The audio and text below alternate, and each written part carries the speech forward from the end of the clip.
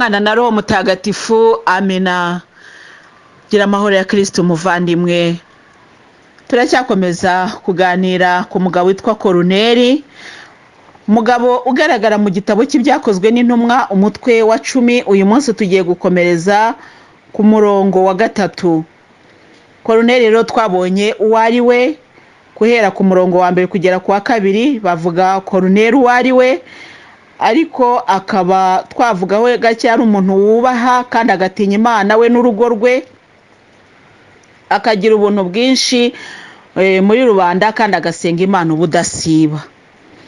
Nuko umunsi umwe nko ku isaha ya 9 y'amanywa arabonekerwa, abona umumarayika w'Imana yinjiriwe, maze aramubwira ati Koruneli.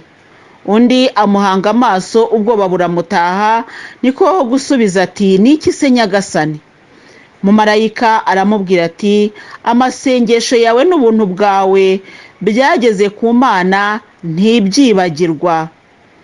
None rero ohereza abantu i Yope utumize umuntu witwa Simoni wahimbwe irya Petero, acumbitse ku wundi muntu witwa Simoni w'umukannyi utuye mu rugo ruri iruhande rw'inyanja. Umumarayika bavuganaga ngo amare kugenda, Koruneli ahamagaza abantu 2 bo mu rugo rwe n'umusirikare umukoreye igihe kirekire kandi wubaha Imana, maze amaze kubatekerereza byose abohereza i Yope. Ijambo ry'Imana. Dushimiye Imana. Koruneli rero kubera kubaha Imana twabyumvise, Imana noneho igeze igihe igiye kumuganiriza, kumubwira. Nuvuga ngo iyo ushakashaka Imana n'umutima utaryarya nayo yemera kwiyibona. Haleluya. Yemera ko uyibona, ntago Imana ijya yemera kwihisha ngo yihishe, ahubwo Imana yemera kwiyibona. Hari uburyo rero dushobora kuba tubona Imana wenda nitumenye ko twayibonye, ariko hari kandi n'uburyo Imana itajya twigaragariza mu maso ngo tuyibone, ariko mu by'ukuri atari uko iri kure yacu. Ibi byose rero kuri Koruneli turabibona. Nuvuga ngo Imana ishobora kutakubonekera mu buryo nk'ubwo Koruneli yabonekewemo, ariko atari uko Imana itajya ikubonekera mu bikorwa byawe. Ibi rero turabyemezwa cyangwa turabihamirizwa n'amagambo marayika yavuganye na Koruneli. Yaramubwiye ati rero umumarayika aramubwira ati amasengesho yawe n'ubuntu bwawe byageze ku Mana ntibyibagirwa. Haleluya. Iki nicyo cy'ingenzi. Amasengesho yawe n'ubuntu ugirira abantu, ibyo ukora byageze ku Mana ntibyibagirwa. Iki nicyo gikomeye rero. Haleluya. Ko marayika yashoboraga no kuzaje kumubwira ati umushiha wawe, ubugome bwawe, nk'uko marayika yabonekeye Pawulo igihe yagendaga mu nzira. Ni ukuvuga ngo Sawuli ahinduka Pawulo, ni ukuvuga ngo icyo gihe Sawuli yari mubi. Nuko rero abonekerwa, ariko atari ukugira ngo Imana imushime, ahubwo ari ukugira ngo Imana imwiyereke, inahindura ibitekerezo bye.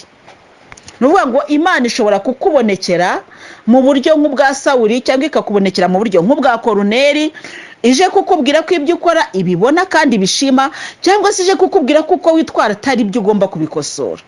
Nuvuga ngo Koruneli naho tuvuge yari kuzarinda apfa, marayika w'Imana ataje ngo amubonekera amubwira ati amasengesho yawe n'ubuntu bwawe byose Imana irabibona. Tuvuge Koruneli arinze apfa atabibonye, si uko Imana yari kubitarabibonye, si nuko byari kuba bitanejeje Imana, ahubwo Imana yari kuba yarabibonye yarabihishe mu ibanga. Ariko Imana yemeye kuza gusanga Koruneli, irabimuhishura kubera ko hari ikindi kintu yari igiye gukora. Nuvuga ngo Imana ntago ari injajwa rero, ntabwo iza kukubwira kubera yuko igira ngo igusetse urushaho kwishima. Oya, Imana ikubwira ibiri kuri gahunda yayo. Haleluya. Koruneli rero amaze kumva amagambo ya marayika, byanze bikunze yarishimye. Marayika rero yaraje asanga Koruneli ari hehe? Ari gusenga. Ntabwo yamusanze mu muhanda, uretse ko no mu muhanda Imana ishobora kuhagusangisha abantu, ariko akenshi Imana atubwira pfukama wiherere tuganire nkubwire. Haleluya. Rero muri Gatigisimo batubwira ko gusenga gusenga ni ukuganira n'Imana nk'uko umubyeyi aganira n'umwana ariko bigakorerwa mu kwemera, niko gusenga. None rero wowe mu kwemera kwawe wagiye uriherereye uri kuganira n'Imana kandi biri gucamo neza. Haleluya. Ubwo rero wasenze uri gusenga, kubera ko gusenga rero Imana urayibwira warangiza ugatuza nayo ikakubwira ariko ntubyumve wenda mu matwi cyangwa mu mutima. Ariko hari igihe Imana ishobora kohereza marayika nk'uko yohereje kwa Koruneli. Si ukubera ko Koruneli yari yasenze ari gusaba ngo Mana umbonekere ngo umbwire oya. Nta nubwo Koruneli yakoraga ngo atangiye gucika intege ngo ko nta kimana ibivugaho buriya ntacyo yabyumvise oya. Koruneli yari gusenga nk'uko yari asanzwe asenga. Ngo nuko umunsi umwe nko ku isaha ya 9 y'amanywa arabonekerwa. Twavuga ngo ari gusenga bisanzwe, arabonekerwa nuko abona umumarayika w'Imana yinjiye iwe maze aramubwira ati Koruneli. Haleluya. Amuhamagara mu izina, kubera ko izina ryawe Imana irarizi. Mbere yuko ababyeyi bari gu'Imana yari yarabyemeje ariko haleluya, na mbere yuko umunsi ngo Zaburi 139 irabitubwira ngo iminsi yanjye yari isanzwe handitse mu gitabo cyawe na mbere yuko umwe muri yo utangira kubaho. Haleluya. Vuga ngo rero Imana irakuzi, niyo yakuremaremye mu nda ya nyoko, niyo yaguhinduye uri w'uyu munsi, irakuzi rero. Haleluya. Na mbere yuko yohereza marayika wo kubwira Koruneli, Imana yarabibonaga. Niyo yamuteyemo umutima wo gutanga, Imana niyo yamuhaye izo mbaraga zo gutanga. Nuvuga ngo Koruneli yakoraga iby'Imana yamubwiraga. Haleluya. None Koruneli rero marayika araje aramubwira ati Koruneli rero. Ubwo rero Koruneli yarikanze, yumvise watazi amamagaye mu izina ry'Imana irakuzi rero muvandimwe. Ahangaha naho tuhigire kumenya ko Imana ituzi, nizi wawe izaguhamagara mu mazina yawe. Kandi marayika w'Imana ari igihe ari marayika nyine amababa, ariko n'igihe ari marayika muntu. Haleluya. Imana ikaba yaranyereje iwawe ndi marayika uje kukubwira. Haleluya. Marayika uje kugukebura, marayika uje kukubwira amakuru yo mu ijuru, marayika mbese marayika koko. Ko nare bigusobanuriye wenda tukiri mu ntangiro zizi nyigisho, nasobanuye uburyo marayika umuntu agendana na marayika. Marayika muba kumwe ariko ntakubwa ati ndi marayika, akwibwira burya arangije umurimo agiye kugenda. Kana mu ijuru we umenye ko utagomba kugisuzugura abantu guhenga ariko nguriya muntu nguriya ngo ko asanzwe ngo ari umusinzi ngo buriya ngo yambwira irihe jambo ngo nta jambo ryiza ryaturuka mu kanwa k'abasinzi. Kandi nyamara Imana ishobora kuba yahinduye umunwa we igikoresho uwo munsi kugira ngo ikubwire nka marayika.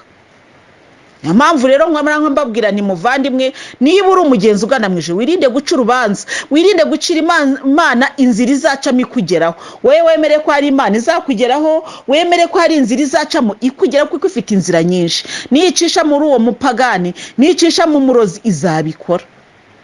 Rwose najya mbivuga kandi nongera mbivuga, hari abantu batanga ubuhamya bw'ukuntu bagiye barokoka muri jenoside, barokowe nabo bapfumu. Hari abagiye barokorwa n'abarozi, hari abagendaga mbese nk'urugo rw'umurozi, kubera ko bazi ko ari umurozi nta nugerayo. Ntabwo bajyagayo no kwica rwose, yabajya no kuza agatangira gushaka utuntu rwose akanikiriza utuntu tw'uturozi. Baturi mu biki mukecuru ati ati muranyebe wese bana banjye ati ngewe ngezeho ngewe ndabikora. Bati mukecuru bati nawe kumbe abitse umuntu akazarokoka. Hari abantu benshi bagiye batabarwa n'Imana mu buryo bunyuranye rwose. Ibyo bintu byagiye bibaho. Bivuga iki rero muvandimwe ugana mu ijuru? Ntabwo tuzacira Imana inzira, Imana izaza ku buryo ishaka kandi izaza ku isaha ishaka. Koruneli yasenze igihe kirekire ariko Imana ije muri ubu buryo, ije kuri iyi saha. Koruneli Imana ntabwo yari ngo Mana ngo ninge Koruneli ugusubiza oya. Yarasengaga kubaha Imana, agakomeza inshingano ze nk'umuntu ugana mu ijuru. Igihe Imana yapangiye kuza kumureba ntabwo Koruneli yari akizi, nta nubwo yigeze amenya. Mbese ntabwo Koruneli yasengaga ku isezerano ryo kuvuga ngo hari igihe kizagera Imana imbonekere. Oya, we yasengaga ku isezerano ryo kuvuga ngo ndi mu nshingano zanjye zo gusenga. Koruneli rero izina rye Imana yari irizi. Noneho ndi ngo amuhanga amaso, ubwoba buramutaha, agira ubwoba bwinshi. Niko gusubiza ati niki se nyagasani?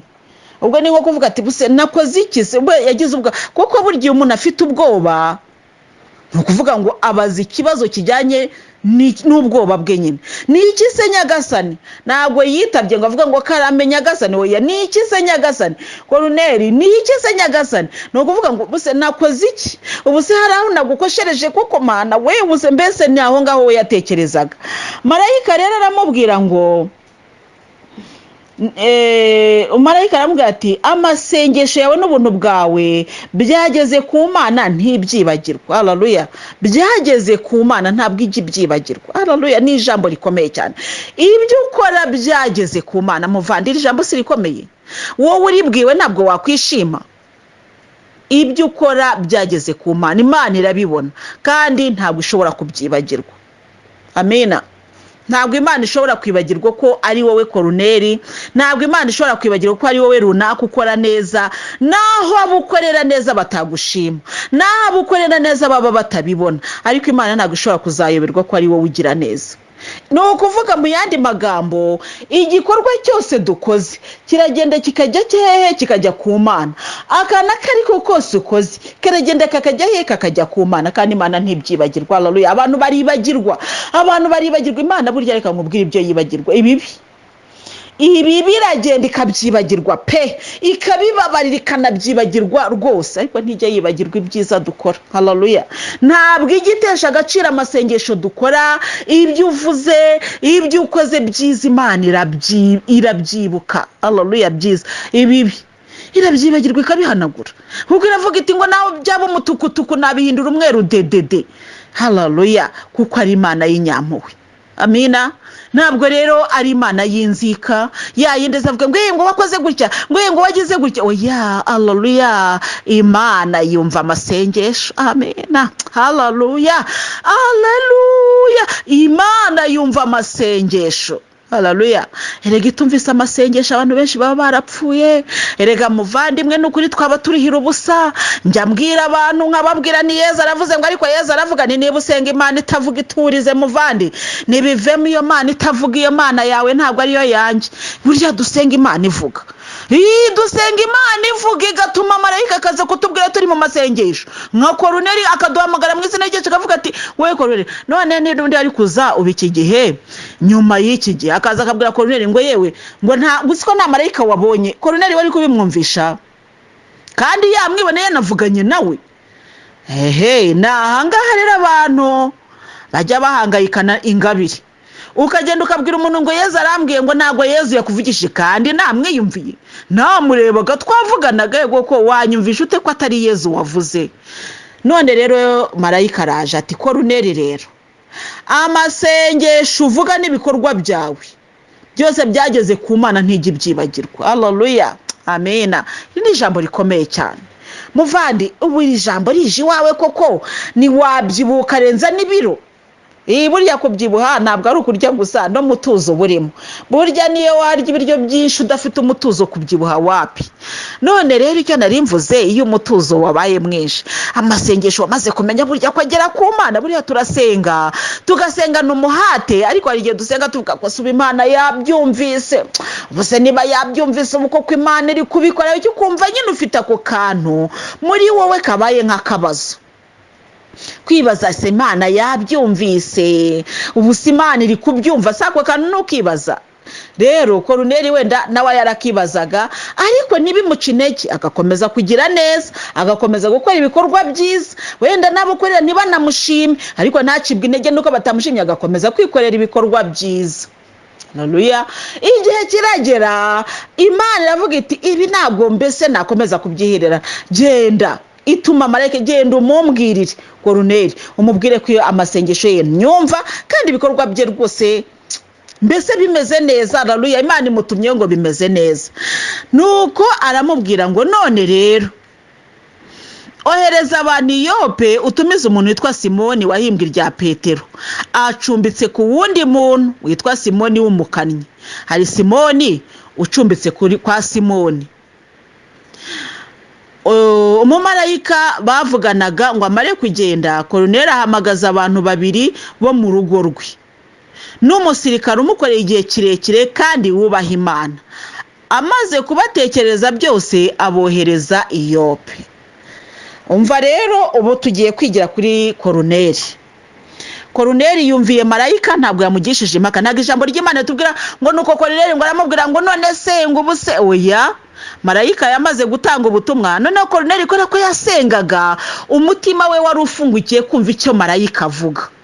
Burya usenga ugafata umwanya wo gusenga, ntabwo Imana ifata umwanya muremure gusobanurira, ahubwo uhita usobanukirwa. Marayika aramubwiye ati dore ugiye gusama inda, ati bizashoboka bite? Icyo ni ikibazo gikomeye. Marayika amaze kumusobanurira, Mariya ntabwo yavuze ngo ariko se ngo nimbye mwabonye ngo none se ngo iwacu bazabyumvishwa n'iki, ntabwo ari byo Mariya yavuze, ahubwo aramubwira ati dore ndi umuja wa Nyagasani, nibyo uvuze bingirirweho. Haleluya. Araceceka aratuza. Haleluya. Amina. Na Koruneli rero yamaze kuvugana na marayika w'Imana araceceka, ahubwo akora ibyo abwiwe. Kumvira rero bibaye itegeko kandi vuba vuba. Ahamagara abantu babiri bo mu rugo rwe yizeye nyine n'umusirikare umukoreye igihe kirekire kandi wubaha Imana.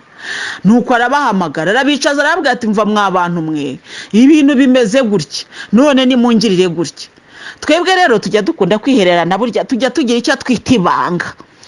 Marayika w'Imana yamara kukubwira ngo ntawe ndi bubibwire, none se ko agombaga kohereza y'abantu bari kugenda batazi icyo bagiye gukora. Umunyarwanda rero, abanyarwanda niko duteye, genda ujya ahantu unzanira ibi n'ibi nuko nkubwiye, ibindi uzaba ubimenya nuko dukora. Ariko Koruneli ko arafite Imana mu mutima, burya no kuvuga ujye umenya ko ari Imana ibitera wa muvandimwe wanjye we. Njewe ninkubwira ibyanjye ntuzigera utekereza ko ari ubujejwe, oya, mfite Imana mu mutima, ya Mana ituma nkubwira. Haleluya. Nkumva nagwisha ko niba turi abavandimwe naguhishira iki. Koruneli numva ko yahamagaye unumwe, ngo yahamagaye abantu babiri bo mu rugo rwe, ugashaka ko yaramagaye umugore we n'umwana. Koko Bibiliya ntabwo ivuga ngo abantu ngo abanaba ngo runaka na runaka, oya, abantu babiri bo mu rugo rwe benyine. Ikikubwira ko arabe nuko yongereyeho n'umukozi we, nukuvuga ngo yahamagaye abagore wenda cyangwa umugore we n'umwana we cyangwa abana be babiri n'umukozi. Arabwira ati cyo ni mugende mungirire gutya. Nuvuga ngo ntabwo yabyiheranye, ntiyabigize ibanga, ahubwo yarabohereje. Noneho ariko ibyo bivuga ngo iyo Nyagasani amaze kutubwira, burya hari abantu tugomba kubwira amakuru. Haleluya. Hari abantu babiri tugomba kubwira amakuru, hari abantu banjye bo mu rugo rwanjye, hakaba n'abakozi banjye. Abo bantu bagomba kumenya ayo makuru y'ibyo navuganye n'Imana. Haleluya.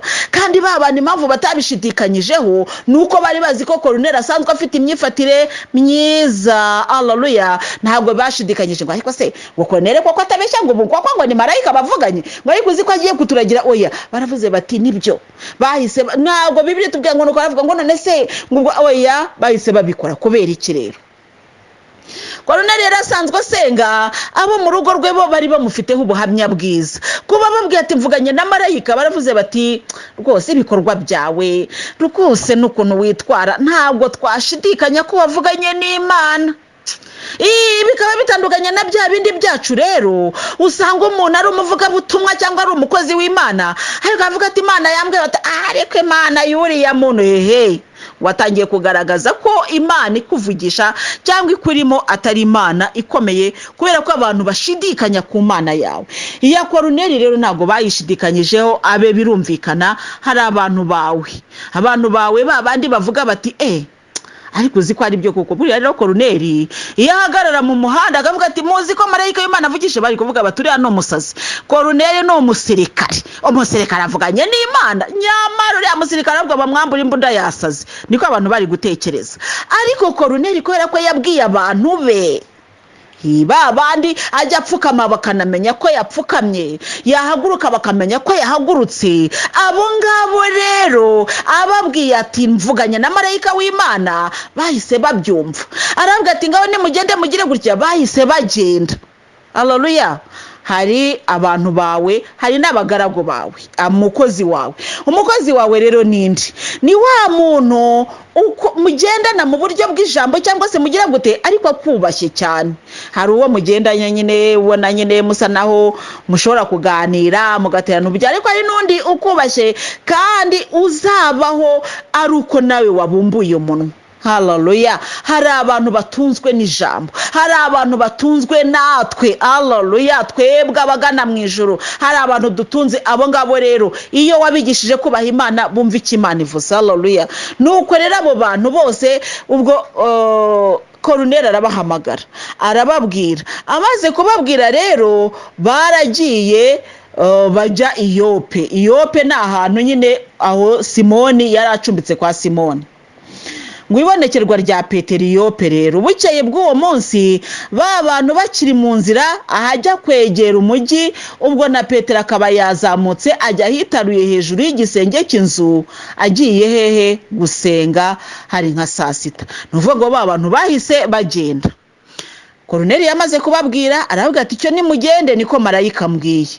Ntabwo Koruneri yamaje ngo none se ngo aragenda gute, ngo none se ngo Petero se ngo aho hantu wenda ashobora kuba yarabahagurukije wenda i Kigali bagomba kujya wenda i Gisenyi, yenda se yabahagurukije i Kigali bagomba kujya Ibyumba. Ariko ikiri cyo nuko ntabwo tuzi distance iri hagati y'Iyope n'aho hantu Koruneri yari atuye.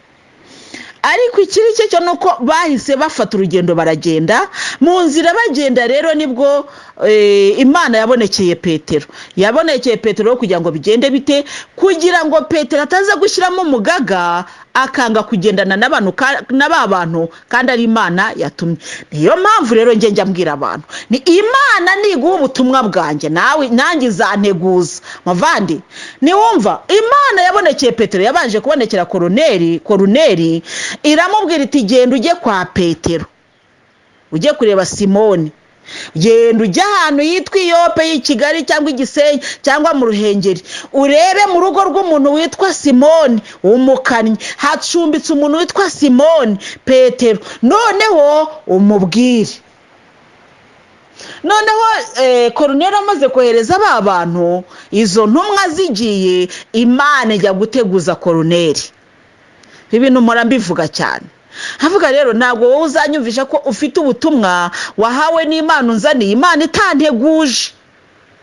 Cya bintu rwose tujye tubyumvikanaho, umenye ngo niba ushaka kuzana ubutumwa koko kumva ubumfiteho ujye usenga Imana nanjye bimbwira. Ariko kuko Imana yakwanga kubinyibwirira, ariko burya reka nkubwire uburyo Imana rero ibivuga. Ishobora kutambonekera nk'uko ariko ikanteramo umutima wo kumva nshaka, mfite inyota yo kumva icyo kintu ugiye kunzanira. Niko bigenda. Ngewe iyo ngiye guhabwa ubutumwa ndabyumva. Mbese Imana ifite inzira nyinshi. Ntabwo rero niyo mpamvu navuze mu minsi ishize, ntabwo numva ukuntu abantu barwanira Roho Mutagatifu kandi yihagije yifitiye imbaraga. Ariko harajya abantu barwana bakarenza ku gipimo bitewe n'inabi bifitemo. Hari n'igihe abantu bahaguruka, umuntu agahaguruka iyo gihera ngo nkutwariye ubutumwa. Untwariye ubutumwa se? Nigeze ngarambira Imana, nigeze nanga kumva ikimbwira? Unzaniye ubutumwa se ko numva ntabwo Yezu yanteguje? Hari ibimenyetso by'uko ubutumwa buje. Ibyo rero ndabifite, nabisabye Imana hakiri kare. Kubw'ibyo rero nubuzana nibuhure na bya bimenyetso nzamenya ko utari umukozi w'Imana. Kandi twongere twumvikane, umukozi w'Imana n'utari umukozi w'Imana kubatandukanya muri iyi si uyu munsi biragoye. No kugira ngo uzamenye ngo uyu muntu uzajya ubutumwa si uw'Imana biragoye, bisaba ubushishozi bukomeye. Kugira rero ngo ubwo bushishozi ubugereho, hari ibyo ugomba kuba, ari inkingi ugomba kuba wishingikirijeho. Bwira Imana utumva rero Mana, umuntu uzantumaho njyewe azasange mbikeneye koko, azasange kandi bimeze gutya na gutya. Wowe ubwawe urabigena ukabibwira Imana kandi Imana irabikora. Haleluya. Ubwo rero Petero ntabwo Imana yari kumwoherezaho aba bantu itabanje kumuteguza. Impamvu nayo ndayikubwira. Burya abantu b'Imana, abantu bavugana n'Imana baranarushya. Nukuri bararushya. Burya bajya bagira ikintu kimeze nk'umugaga, ariko kandi umugaga wabo ngewe ndawemera kandi ndawubaha cyane, kuko nanjye muri abo bawufite nanjye ndimo. Ntabwo ushobora kumbwira ko Imana yagusanze wenda hana ikakuntumaho itabimbwiye kandi ntarigeze nanga kuyumvira. Ndi ku mavi ndi gusenga, ndi mu kazi k'Imana. Imana yarangiza ikajya kukuntumaho ninambwira iti hari umuntu nohereje. oya genda avuga ntiriko rero mana ntabwo nanze ko uyu muntu yambwira ariko se kuki utanteguje basi noneho niba ari we wamubwiye nagenda ndasigara mbitekerezo ubwo uzabisobanurira. Iyo rero ndi kumwe n'Imana ifite uburyo bwinshi isobanurira, wenda ikoresheje inzozi, wenda ikoresheje undi mbese muri make ifite Imana ifite inzira nyinshi cyane. Haleluya, ntitukayicira inzira rero. Petero rero aba afite iki kintu cy'umugaga, ariko umugaga utari mubi, kuko hari umugaga mubi hari n'umugaga mwiza. Umugaga wa Petero rero ntabwo ari kujyana n'ibigenda byose. Abantu baraje ngo Petero rero ngo twabonekewe na marayika ngo ndagiye, oya ibyo rero iyo umeze gutyo ufite ingabire niho hantu ujya kumva ngo ingabire zavangiwe, kubera ko umuntu araza ngo ufitiye ubutumwa ugahita wiruka. Oya, iyo ufite ingabire y'Imana uratuza ugategereza Imana. Haleluya. Iyo ufite ingabire nyangabire itari bya bindi byo gushakisha, uratuza kuba ufite Imana, ukaba ufite ijwi ry'Imana rikubwira, uratuza rwose, uratuza kandi bigakunda. Niba ari ngewe ubwo butumwa bureba, okay, niba atari nge kandi ubwo ndaza kubimenya. Ngewe niyo umuntu azaniye ubutumwa ndamuga nzabimenya, humura nzagusubiza amaze kubimenya. Ubwo ni ukuvuga ngo mbibwira umuntu waje muri bwa buryo butandukanye n'ubwo Yezu yinyibwiriye, ariko yaje mu buryo Yezu yambwiye aho simbitindaho rwose. Hari n'igihe haza ngewe narindi kubisaba, ndi kuvuga ne ko Yezu wamshakiye umuntu nkumva ndabinyotewe, wa muntu akaza rero bimeze gutyo. Nuko rero uwo mugaga ku bantu bafite ingabire ndi kukubwira ni umugaga utari mubi, kuko ntago waba ufite ingabire ngo uwayo wese aza kujyana hana ngo ugende. Ndabyibuka mu bihe byashize nubwo atari kera cyane, ariko abantu bigeze kumpamagara barambwira ngo hari umuntu ngo ugufitiye ubutumwa ngo umunyamasengesho cyangwa umubonekerwa ugufitiye ubutumwa, ariko ngo Imana yaramubwiye ngo uzaze ngo abuguheriwe. Ndavuga noya ntabwo nzajyayo kose uwo mugaga ndawugira, ariko muvandimwe ntabwo ndi kukwirega ahubwo ndi kugusobanura amakuru agana mu ijuru. Nkubwira nti ntukajyane n'ibigenda byose umuyaga uhushye ngo ugendane nawe, ayo ni amakosa akomeye. Muri roho babita ubwomanzi, ubwo ni ubwomanzi.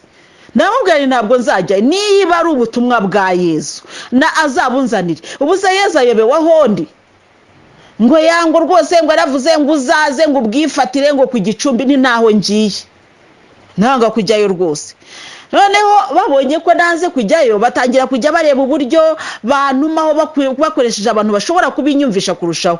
Ndavuga ntoya mwigerageza, Yezu azi ko mfite akazi, icyo ni icyambere. Yezu azi ko ntashobora gusaba uruhushya ku kazi, mbese byose arabizi. Ntabwo numva ukuntu Yezu yajya kuvuga ngo ubutumwa bwawe ngo uzajye kufata mu Ruhengeri cyangwa ku Gisenyi, nta mwanya nabona ndi mu kazi.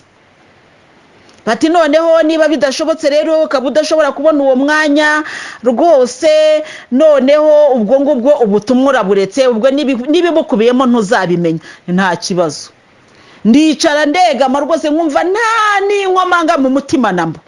Ba bantu bamaze kubona ko nanze pe, nanze ariko nabyanze, nanangiye ku mugani wa muntu ati nanangiye.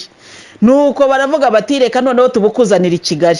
Ntabwo nayo kubwo butumwa niba Yezu yaravuze ati umumararungu Marie Louise azaza bufatira, ngewe nkaba nanzi kandi ndi kumubaza akambwa ati ntuzajyeyo. None se arababwiye ngo akene mumubushyire, Yezu atangiye kwivuguruza. Arabuzanye. Ikimenyetso cya mbere cyuko ubwo butumwa atari bwo, bansanze mu kazi kandi mfite inama. Yezu niwe wamaye ako kazi, iyo nama yarazi ko iri bube. Yezu niyemera ko njya kwitaba abo bantu. Bati rwose turagutegereza kugera igihe inama irangira. Aho irangiriye rero ndise mu bwo butumwa bwa mwabuzanye hano mu biro mukabumbwira ngo yango birasaba ngo ko tujya hariya ngo ahantu hitaruye ngo rwose ntariko se ko mfite akazi kenshi ngiye gukora raporo y'inama, ibi ntago biri bufate iminota 10. Ubu Yezu yambabare no nkumva nanjye kumva we Yezu wabanteye umujinya. Ubu se uko umukoresha ari kumbwira ati Louise raporo y'inama turayishaka irarara igiye, kuyiragiye kwa ministre, buse ndagomba kuyikora. Ubu butumwa ibi ni ibiki koko? Nariko ubu Yezu Kristo wowe uhatika gutya. Ngeze aho ndemera ndagenda nicarana nabo kuri chapelle. Tugeze kuri chapelle turasenga, tumaze gusenga ni ngaho ni mumbwe, ariko ntago biva ni harenga iminota 10 murahita mumbona ngiye. Nuko ubutumwa burambihira kuko nta mwanya nari mfite. Ubutumwa bumbihira no muri kontoni yabwo ibyari birimo byari ibintu bitari byo rwose. icyo navugaga ntabwo ari iby'ubwo butumwa, sinavuga n'ababutanze mbese, ariko icyo navugaga ni uwo mugaga. Burya rero nubona umukozi w'Imana cyangwa pasiteri runaka afite umugaga ku buhanuzi, ntuzavuge ngo yaravangiwe. Oya, bijya bibaho rwose. Nataliya w'Ikibeho twaraganiriye, yarambwira ati nta butumwa njya nakira pe. Yarambwira ati nta butumwa njya nakira bwabo bwa Yezu butaba bwo sinjya, nta nubwo njya mfata umwanya wo kubwumva. Ndiyo mabwiriza ijuru ryamuhaye. Haleluya. Niyo mabwiriza ijuru ryamuhaye. Ubwo rero iyo uhagurutse uti Yezu yakuntumye, arakubwira ati umubwira gutuma ahandi aho bishoboka, ngewe ntabwo njya nakira ubutumwa. Haleluya. Bivuga iki rero? Umugaga ku banyamasengesho ubaho, kandi uzasanga afite uwo mugaga ntuzamugaye, haba hari impamvu. Yezu wamutumye niwe ubuzi ko ari bubigenze. Ngewe rero ntabwo yambwiye ko ntazigera mbona abahanuzi baturutse ku mpande. Ntabwo aya mabwiriza ntayo mfite, ariko yarambwiye ati uwo nzajya nohereza ibizamuranga nibi ndabizi. Rero Petero rero ahantu yari afite uwo mugaga, iyo bamwitura bati ngwino tugende, ntabwo yari kujyayo rwose.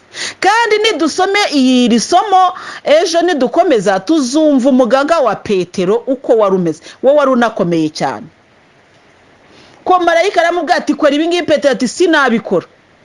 Aramubwira ati mbese tuzahasoma, reka ne kuvumbisha ayo wengewe, no kuvuga ngo ibi ngibi tuzabisobanukirwa neza. Umugaga rero mu ijambo ry'Imana reka natwe tuwugire. Wenda ushaka kuvuga uti ni w'abakozi b'Imana, we nawe ukwiriye kuwugira. Ntabwo umuntu akwiriye kuza ngo akubwire ngo warayobye, ngo uzi ko mu Gatolika nta Mana irimo, ngo uhite wumva ko ariko bimeze. Oya, gira umugaga ariko mutagatifu. Haleluya. Tugira umugaga mutagatifu, nawe ubaho kugagara nkavuga ndi no, aho si magiye rwose, kandi ukanga ikibi rwose utagiyeyo. Amina. Utagombye kuvuga ariko ngo none ngo yaba ari Yezu ngo nkaba ndi kubyanga. Oya, mfite uburyo mvugana na Yezu, mfite uburyo ngendana na Yezu, wishaka kunshyira mu bindi. Gira umugaga mutagatifu.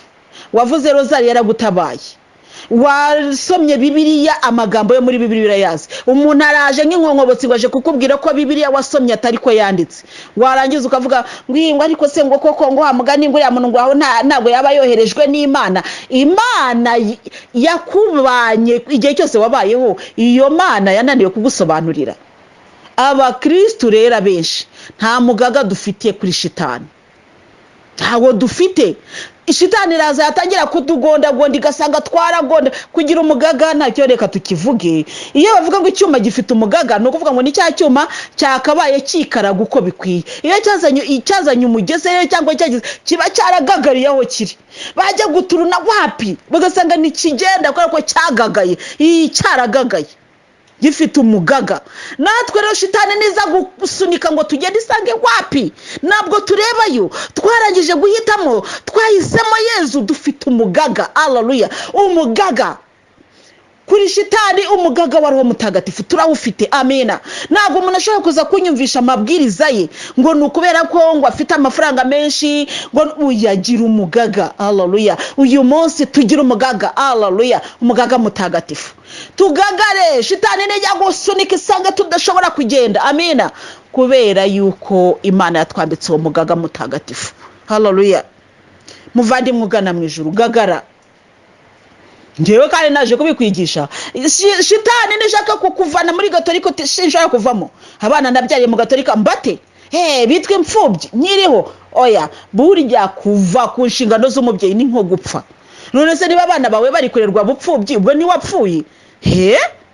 Abana bakajya gushaka abandi bazababatirisha cyangwa bazabahesha andi masakaramento, waramubatirishije. Bajya guhesha Ukaristiya bagashaka undi kora ko we wataye. Ni kimwe nuko na wa wundi wapfushije umubyeyi wa batisimu abigenza. Uwapfushije umubyeyi wa batisimu baramushyinguye, nuwa umubyeyi wa batisimu yamutakigira mu rindi dini, bombi iyo bagiye guhabwa andi masakaramento bashaka abandi babyeyi. Ubwo urumva butarapfuye? Gira umugaga ubwira shitani uti sinshaka kuzongera kuva mu bitagatifu. Shitani warangaraguye urampindukizo, rebesha hari ugira gutya, ariko ubu ngubu ndakubwiye ngo mu izina rya Yezu ngize umugaga. Haleluya. Petero yagize umugaga aravuga ati niyo mpamvu rero haleluya. Marayika yabonekeye Koruneli akajya no kubonekera Petero kugira ngo Petero ataza kubyanga. Bitabaye ibyo Petero ntiyari kwemera. Kandi koko buryo umukozi w'Imana agiye aho bagiye bamujyana aho bagiye bamujyana uburyo umukozi w'Imana aba nk'indaya aba nk'ikintu no kuvangirwa, impano zivangirwa vuba cyane. Ariko iyo wigiriye umugaga wawe ugahagara muri Yesu ukavuga uti Yesu wantoye, njye amubwira Yesu wantoye ntabigusabye rwose, ibyo unkoresha ntabwo ari ibintu nagusabye ngo uzabinkore, njye namusabaga kumubona gusa. Ni ukurikira naragisengeye ndavuga ni Yesu ndashaka kukubona gusa, nkakureba nkumva ubumbuye umunwa nkabona uko uvuga ko Yesu naramukundaga, ariko nkumva gukunda uwo ntareba nabyo byanteye akabazo. Ndetse kwavuga ngo ishusho nisa na Yesu, ubundi ngo niriya, ubundi ngo arabamushushanya atari we. Yesu nyiyereka ngewe nkubone gusa. Yesu rero ntabwo yanyiyeretse ngo mubone gusa, ahubwo yaranantumye arahugura ubwenge bwanjye aranyigishiriza byose arabimbwira ati nzakwigishiriza amasezerano ni menshi. Haleluya. Iyo rero byakomeye ndavuga numva rero Nyagasani uyu muri muziko wawuntoreye rwose ntabigusabye, njye nagusabye warabimpaye urenzaho, none rero rinda umurimo wawe muri jewe. Namubwira gutya rega narangiza nkegama, hangiza nkamubwira numva ntabwo ari umumararungu marira wize waseba, haseba izina ryawe, haseba wowe, kuko baba bavuga bati wa muntu yatukishije Yesu. Ariko Yesu Kristo nyine nawe arinda ijambo rya haleluya. Erega muvandimwe aho wateye igiti nawe ujya kureba niba urwo rugemwe rwarafashe. Muzareba abantu bafite amapepiniyeri. Pepiniyeri urabizi barazubakira bashyiramo umurama, barangiza bakubaka hejuru bakajya bareba. Narebye ukuntu twahingaga amashu, nkareba ukuntu twahingaga karoti nyiri muto, ibyo byose narabigiye mbibona. Amashu twarayagemekaga tukazayavana muri pepiniyeri tujya kuyagemura. Amashyamba bari kuri abate inturusu barazigemeka bakazivana bakajyana ku gasozi kazabamo inturusu kwa kundi n'ibindi biti byinshi. Ubwo rero niba ari ukugemeka natwe turinda pepiniyeri yacu. None niba tuzi kurinda pepiniyeri yacu tukamenya kuyivomerera buri gihe, tukamenya kugira gute, Yesu Kristo niwe njiji yarabinaniwe, nawe azi kurinda pepiniyeri ye, nawe azi kurinda imbuto yateye. Haleluya. azi kwirwanirira. Nukuri wishyiraho imbaraga nyinshi ngo urwanirire Yesu. Ngewe ndakubwira nka Gamariyeli ngo niba ari ibya Kristo nta muntu n'umwe ushobora kuzabihagarika, ariko niba atari ibye bizisenya ubwabyo. Haleluya. Yesu azi kwirwanirira. Yesu Kristo nigeze kumubwira ko Nyagasani ibi niba arambwira ati ko nkunda ikuzo ryanjye wandetse, nkunda ikuzo ryanjye kukurusha. Maze nujya usenga ujye uzirikana iryo jambo.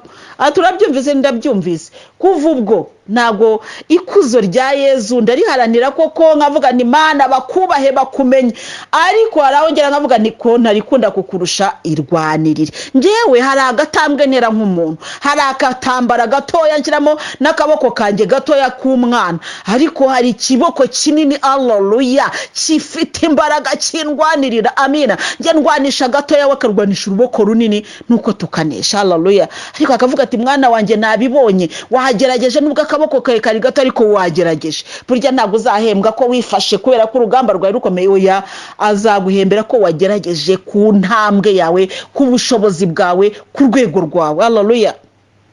Muvandimwe ugana mu ijuru rero, ibi ngibi mbikubwiye ngira ngo nawe nkubwire nti si ukugushuka, ahubwo ndi kukugira inama, gira umugaga.